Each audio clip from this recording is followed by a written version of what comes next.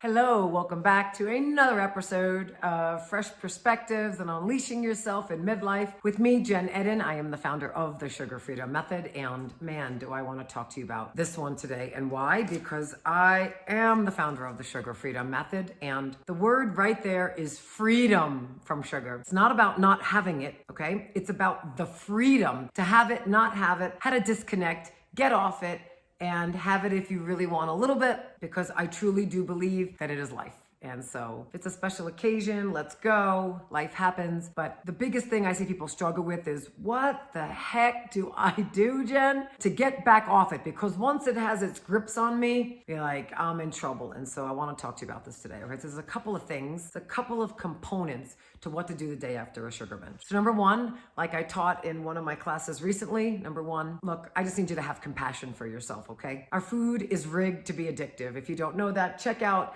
bazillion other videos where I talk all about sugar and the addictive nature and how the food manufacturers love to have us addicted because why? It increases their sales, okay? But putting that aside, I need you to have compassion for yourself. It is not your fault, and this stuff is addictive. So number one, the day after a binge, have compassion for yourself, okay? It's number one. Number two, it might sound really obvious, but please don't have the affected food again, right? The thing that was affecting you, you don't have it again. What you want to do are these next couple of things, all right? So you don't want to repeat the cycle and have it again. What you do want to do is make sure you do not get hungry the next day, because you're already drawn to the sugar and you're going to want to have it. So what I always tell my women is 3 high protein meals the next day. Do not allow yourself to get hungry. If you do get hungry and you like snacks, no problem. Have a piece of fruit, preferably organic. If it's an apple, to avoid the 23 plus pesticides that they spray on those little mothers. But I need you to have a high protein meal, 3 of those a day. And if you need a snack, have it be a piece of fruit, but please don't have the offending food again.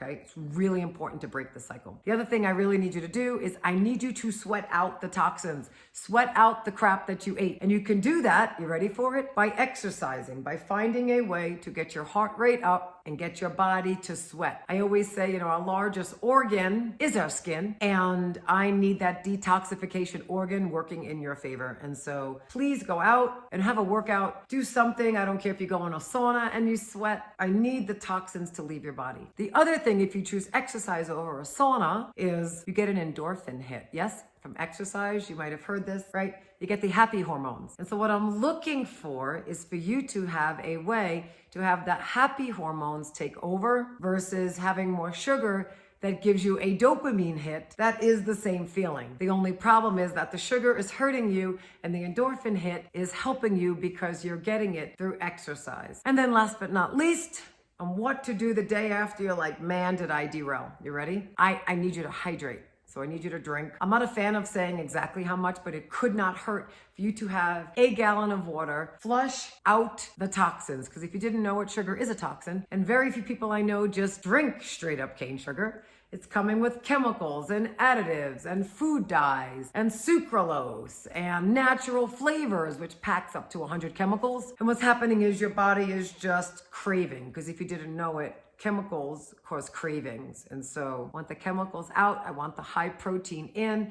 I want you to not eat the food that affected you. And I really want you to take a look at getting out and having some movement and getting away from what you did the day before. And I can pretty much guarantee if you do those things, you're going to notice you're not going to have the same pull for that friggin' addictive stuff that they put in everything. So if that's you, God bless. Thank you for being here. And I always say, if you have not subscribed, I would love it if you did that now. Stay in touch, and you really get me to help spread the word. And thank you so much, and I'll talk to you soon.